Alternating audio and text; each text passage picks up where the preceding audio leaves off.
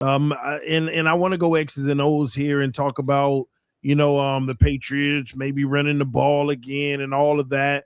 But this is a Derrick Henry game, man. The Patriots going to have their hands full. They're going to have to make sure that Derrick Henry doesn't pop one. Lamar not playing his best ball, but he will make plays in this game. I think that this is a more evened up matchup than even the Bills game. I think that these two teams remind me of each other and what they can bring to the table in this matchup. And I'm actually looking forward to this one. I want to see who wins, because if Baltimore wins, let's put the nail in the coffin in this playoffs. Whether it's wild card or not, they're getting in. Patriots win, they right back at the top of the mountain to me. They were in not the top spot maybe, but I'll remove the little skepticism that I now have if they were to get this win. I'm gonna go ahead and get my prediction on this one now. I'm gonna rock and roll with the Baltimore Ravens to beat the New England Patriots in this game. Really? A lot on the line here, and I think that they show up and Derrick Henry proves to be. What's your tune about the Patriots if they lose back-to-back games to Buffalo and Baltimore? I'm still not gonna make it seem like it's this big panic, because well, Richie, I'll say it depends on how they lose. If Baltimore BTA, then yeah, they are done. They ain't doing nothing. Y'all ain't even gonna win the first round probably. But if you lose like you lost to Buffalo in a competitive way, it happens. It happens. Two good teams, one of them got to win. I'm gonna be honest. It's hard for me to predict this game, but I'm gonna go with what I know. And I'm going with if that prediction holds up. You got Buffalo stealing the division and winning the AFC East? It wouldn't matter. Don't they still? Wait. No, it wouldn't matter. It wouldn't matter. It would not matter. So it doesn't matter if, for example, that Baltimore beats New England, then we would need to beat Philadelphia. But say that New England loses to Baltimore, or say that the Patriots lose to Baltimore, then that basically means the Philadelphia Eagles game is meaningless to us. We can win or lose, whatever. Wait, but what do you mean it doesn't? It matters. It does matter. You want the Bills. It would, but how confident are you that either the Jets or the Dolphins could beat the Patriots? It's a division game. Yeah, I know the Jets can't beat them, but we could beat them, Dave. But say the Patriots beat the Ravens, then there's zero shot. Then No. I'm just saying it improves odds. Yeah. Whether it's going to happen or not is one thing, but it gives you the chance. Yeah. So mathematically, if they beat the Ravens, technically we could still take the division, but we would need either the Dolphins and or the Jets to win. I don't think they're going to. And we would need to win out. I don't think they're going to beat the Ravens, Dan. And you all would need to win out, but I think, and I'm not trolling here. I know Patriots fans definitely going to think I'm trolling. The Dolphins could still beat them. The Dolphins Quinn Ewers? Beat them. Yeah, they could. It's probably going to be Zach Wilson by that point, man. Question. I think this is the case, but Patriots lose to the Ravens hypothetically. Bills win out. Patriots win the division because of the tiebreaker, which is the AFC East record. Is that what the scenario is? It would be the divisional record, as into why. So that's why the Patriots would win the division in that scenario? Yeah. So the only way that we would win is I don't know, dude. Brady Cook's getting comfortable, bro. Yeah. So He's getting comfortable. So theoretically, they either need to drop 2 of their next 3 and Buffalo wins out, or Buffalo wins out, and somehow, some way, this Patriots team drops to the Jets or the Dolphins, which is a laughing stock. If that were to be the case, then it would go down to the conference tiebreaker, and that's where Buffalo theoretically would have the upper hand and take the. So y'all need us. Yes. And us. Yeah. Hey, man, Brady Cook getting his second start, bro. Huh? They don't need no Jets. Come on now. Brady Cook's getting comfortable, bro. Justin Fields healthy now. Tyrod healthy. Brady Cook still the starter. They believe in him. Stop, Richie. I see you, Brady. Y'all saying Dolphins not good in cold weather. Don't forget, Tua is not good in cold weather.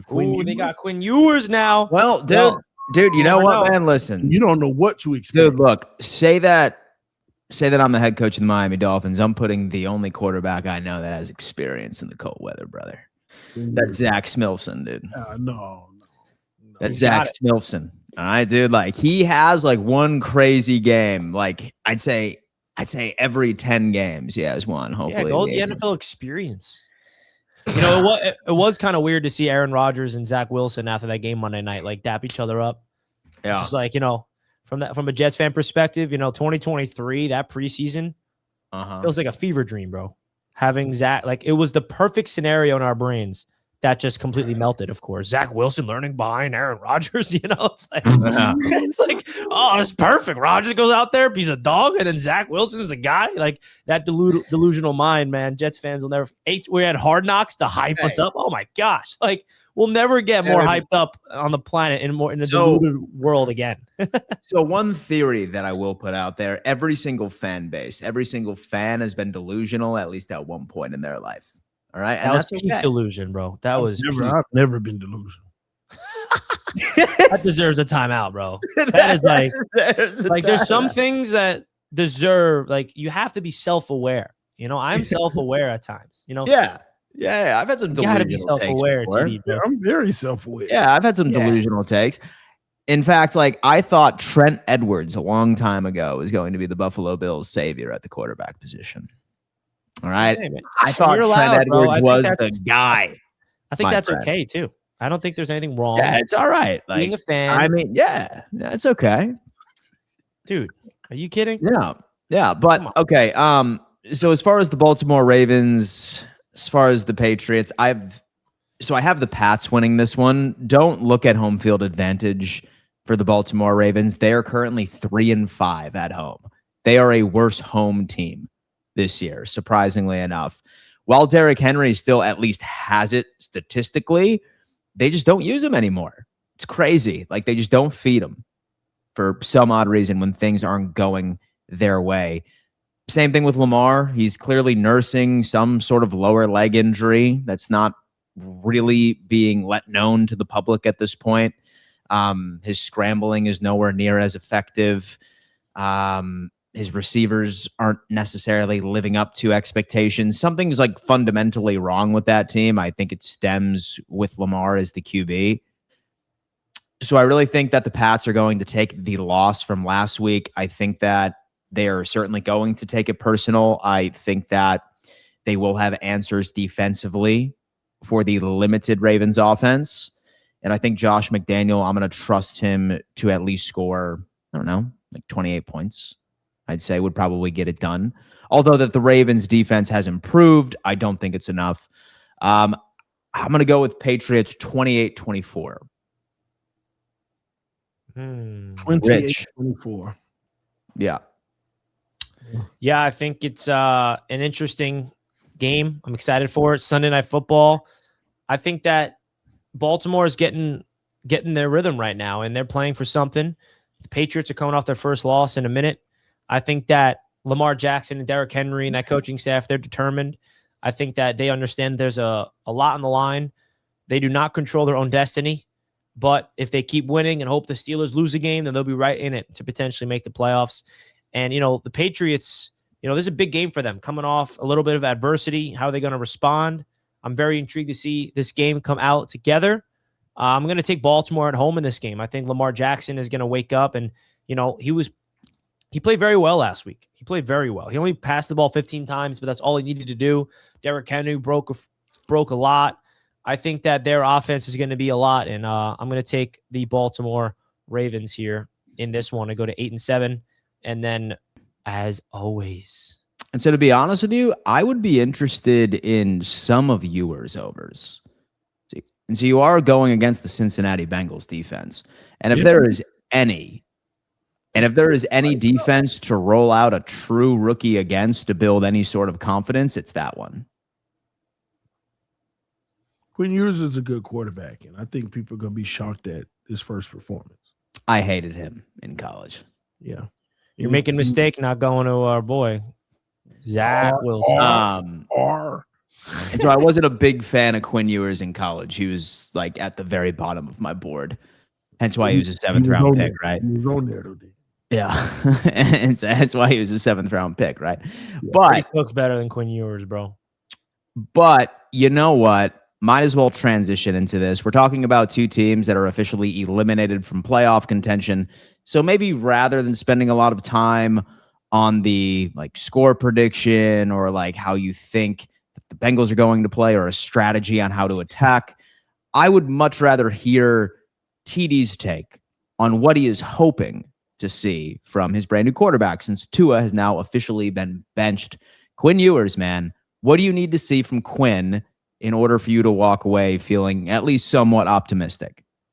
Yeah, I think it's important for him to not contribute to bad play. You don't have to be great. Just come out and show that you can hold your own as a minimum and go along with the team. Not carry the team, just go along with the team and do your job. We're going to run the ball heavy, obviously, but make some passes, man. We got you. I got Quinn Ewers putting up 230 yards. I got 2 touchdowns and no interceptions in this one. And I think he has a really bright day, one that people can be really happy about. I really do.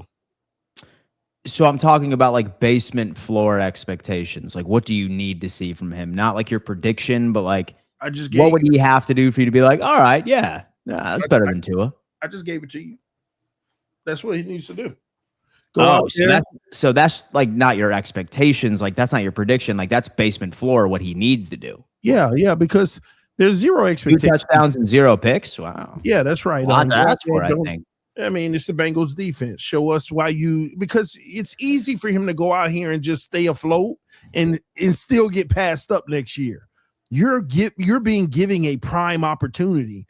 That's what you're going to have to give for people to say, oh, look at little Quinn Ewers and start a conversation. That's what he should be hoping for. Just like Tom Brady. Tom Brady, the 7th round pick. Go out there and show something that shows that you can be built around. So that's why I say that. It has to be very impressive. Otherwise, you're just another guy. Get out of here or be the backup. I want to see impressive and give us something to think about. Like you see what the Saints quarterback doing right now, Shook.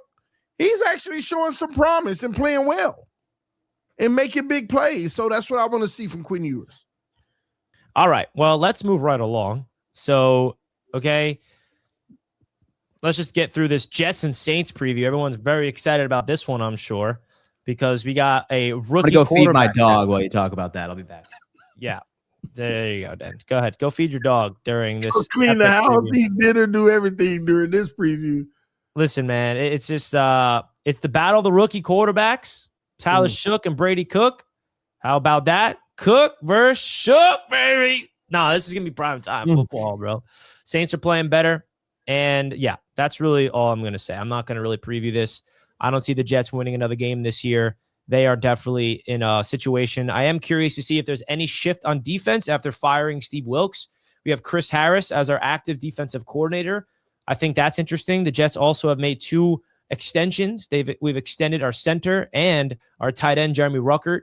So the Jets are getting ahead of free agency in terms of taking care of the guys that they want to keep here long-term and not allow them to go into free agency. Still got a lot of pending free agents like Quincy Williams and Breece Hall and Elijah Vera Tucker. And I'm expecting this offseason to be very interesting for the Jets in terms of where they're going to put their resources.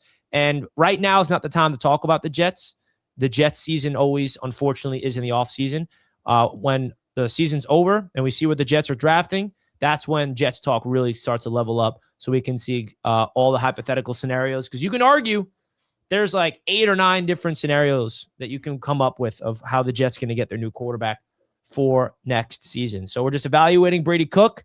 Adonai Mitchell has been stepping up like a true X receiver, coming off another great game. Curious to see how he looks in another opportunity to be the number 1. But let's see if this can continue, man. You know that the Jets are also the only team in the NFL that has not had an injury on their offensive line. We've had the same 5 out there all season. So let's hope that continues. Outside of Elijah Vera Tucker getting hurt before week 1, when we made the initial shift, everyone's been the same. So, hey, the Jets are slowly climbing up the draft boards. So we shall see. Big game coming up, Jets Saints. Anything you want to add, TD? Yeah, I just think the Saints are giving Shook his audition, and he's been doing well. And right now, I think he is better than your quarterback. And I think teams like the Commanders, the Jets, and the Dolphins, this is their way to tank. They're not trying to lose games, but they're just going to put talent on the field that are highly unlikely to win them. Because if Fields was healthy and ready to go, you would still go with this guy right now. Same thing with Daniels. He may be able to go, but they're going to sit him down. And same thing with Tua. I think they're this is how you get your draft capital in a better position. Yeah, and the Jets also officially released Alan Lazard. I expect him to sign with the Steelers, if I had to guess, by the end of this week. But yeah, I mean, the Jets are making a lot of moves already. The Jets are in offseason mode. They're releasing players, they're firing coaches, and they're extending their own. Like, they are getting ahead of the offseason right now. It's obvious. So we're in evaluation mode, and I'm wondering if there's any shift. And the big question is, who the Jets going to hire a defensive coordinator? There's a lot of names out there. The guy I want, my fan favorite, Jim Leonard. He is a former Jet, and he is right now the assistant head coach and pass game defensive coordinator for Denver. And we loved him as a Jet. He was with Wisconsin as a defensive coordinator, was an interim coach there. And then he's been rising the ranks in the Broncos. He's coming from the Sean Payton tree, same tree as Aaron Glenn, Bill Parcells. Give me a young, rising defensive mind. Jim Leonard has green and white in his blood. He was the starting safety for the Jets the last time we were good in 2009 and 2011. Bring me Jim Leonard, man. I think that could be a home run hire for the Jets, that defensive coordinator. I'd rather go a young guy with upside personally. And of course, you're going to hear Jets fans say, bring back Rex. I don't think that's going to happen, but hey, you never know. And then the last game of this weekend, it is TD's Shedeur Sanders Browns hosting Dan Mitchell's Buffalo Bills. Yeah. Oh, man. Yeah, man. Yeah, go first, TD. This is one of your teams. TD, The you're a fan of many guys. The Browns are going to win this game. Okay. The Patriots are coming off of a high emotional division win to prove something. They wanted this one versus the Patriots. They wanted their get back. They're going to sleep on the Browns. Watch. Remember, they're on the road versus the Browns. Myles Garrett needs one more sack to break the NFL all-time record. He probably going to have 4 of them. I just think that this is going to be a big game for Shedeur. And the Buffalo Bills are just gonna just be, you know how those games you just can't explain with the Bills, where it's like nothing can go right, and it's like they just blowing it all over the place. This is when they do it, and who knows, they may not, they may blow them out.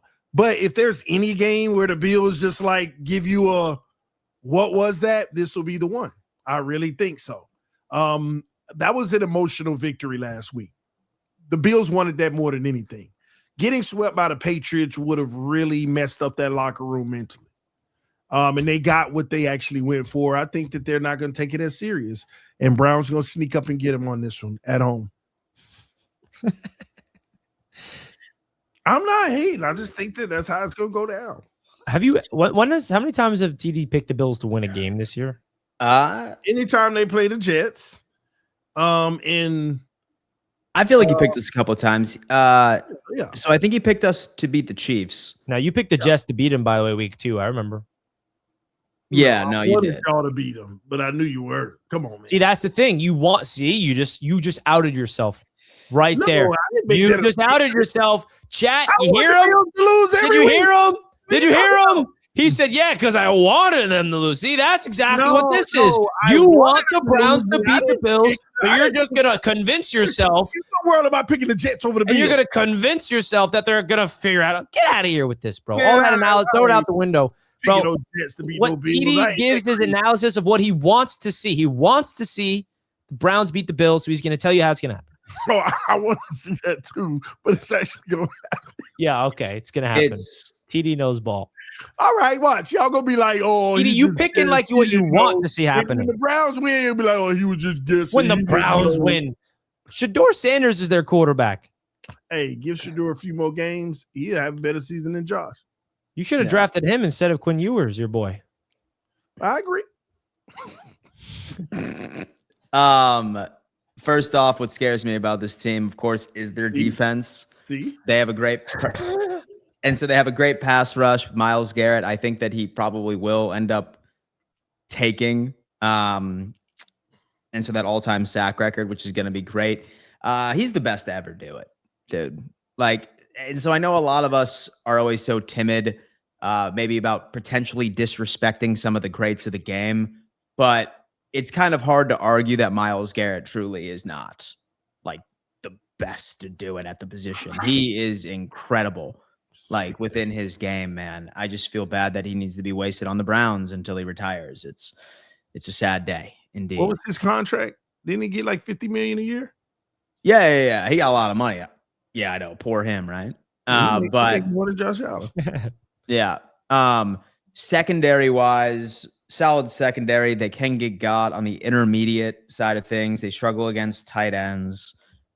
So I think Buffalo's offense should be able to generate some quality drives. They have been struggling against the run for the past 3 weeks. It's really been uncharacteristic. I'm not sure if this defense has given up or if they're exhausted. I have no idea what the explanation is. I'm going to be diving into it a bit, I'd say earlier tomorrow morning. But as far as stopping Shador, and so I dove into everything, it's what you do to rookies, right? Right now, he has a 42% completion percentage when he's blitzed. And he is awful against zone coverage. It makes sense, right? It's very easy to disguise what you're doing on defense when you're going up against a rookie quarterback. That's what he has been struggling with. He's good against man coverage, obviously, because that's 9 times out of 10 what you're seeing in college football. I really think that Sean McDermott is going to scheme that in. I think you're going to see a lot of zone. I think you're going to see a lot of zone blitzes. I think this is going to be a repeat of a very awful game from Shador Sanders, just with that strategy by itself. As far as Quinshon Judkins, and so the Browns like running a lot of man duos, which is interesting. The Buffalo Bills are actually one of the better teams in defending man duo concepts. That's just what they give to Quinshon Judkins. So my final score prediction, I still respect their defense. I'm intrigued to see what the offensive game plan is. I would assume that Buffalo is going to go out there and try and get rid of the ball as quick as humanly possible and leverage yards after the catch, which is also something that you can get them in. Give me the Buffalo Bills 24 and the Cleveland Browns 9. He's shaking his head like Dan just said some outlandish take. He did. Yeah. Outlandish, man. They're the Browns. So all I can go off is all I can go off of is the sample size. And that's all I have with that Browns offense. And that's what they are. Mm-hmm. And they don't use play action and they don't use motion. It's a super simplified offense. And it's a rookie quarterback that struggles identifying zone coverages and is awful against the blitz. This game doesn't deserve this game doesn't deserve a long breakdown, man. The Bills are about a BTA. Judkins finna run the ball all over Buffalo. Bills are about to go into Cleveland, and we got Mitch Trubisky in the game in the third quarter. And then TD's going to not watch the game, and then he's going to look at the stats and see Josh Allen didn't do much and say Josh Allen was trash. Josh Allen's not going to do anything, need to do anything in this game. He's not going to light it up. Josh is not going to do much. He's probably going to have 123 yards, maybe a touchdown, maybe even a turnover, but they're still going to win the game. Okay. Single, like by 3 scores. That's what this game's going to be. It's going to be BTA. Anybody come to mind? Cook's going to cook, man. That's all I'm going to say. No, I got a guaranteed hit. I would take the Tua passing yards under in this one. Yeah. That's oh man. That's a guaranteed. That's a guaranteed. One thing I can say is that I think that it's fair to assume that both Matthew Stafford and Sam Darnold are going to go over on their respective passing yards. I think this is going to be a shootout. I acknowledge that both defenses are amongst the league's elite, but Matthew Stafford, in my opinion, I think is still chasing that MVP. Of course, now that Josh Allen's made things interesting.